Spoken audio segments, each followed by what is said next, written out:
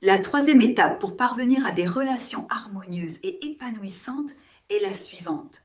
Si je sais qui je suis, si j'ai compris quel type d'homme me correspond, alors une troisième question se pose naturellement.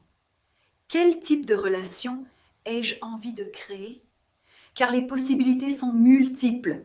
Même d'un point de vue social, nous pouvons choisir de vivre ensemble ou séparément, n'est-ce pas? Nous pouvons être liés par un projet professionnel ou créatif, ou au contraire, décider consciemment d'évoluer dans des activités différentes, avec des objectifs distincts, tout en partageant nos temps de repos, nos voyages et nos découvertes à travers le monde. Il est essentiel de comprendre quel type de relation je choisis. Certaines personnes optent pour une relation libre, y compris sur le plan sexuel, et s'autorisent des expériences avec d'autres partenaires. D'autres, au contraire, affirment clairement « non, seulement nous deux ».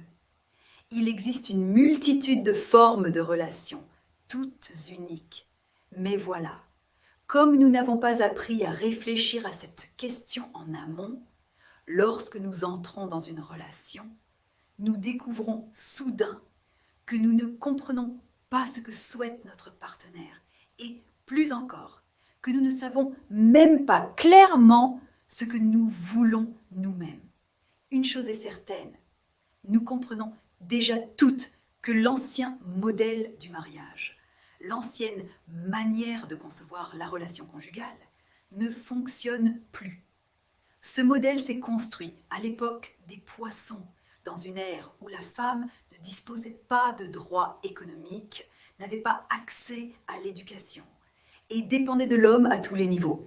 Il fallait donc se marier rapidement et se tenir derrière l'homme, c'est-à-dire le laisser occuper la première place.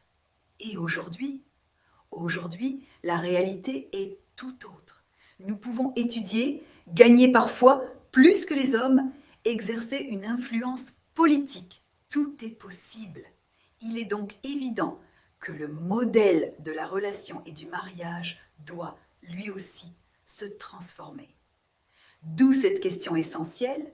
La troisième, quel type de relation ai-je réellement envie de vivre avec mon partenaire?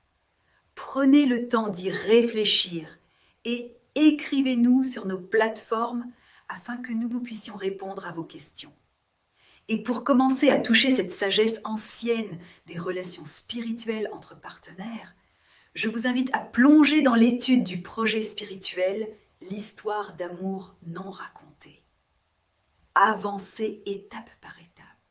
Étudiez, ressentez, questionnez-vous et partagez vos interrogations sur nos plateformes. Construisons à notre époque un nouveau type de relation avec le partenaire.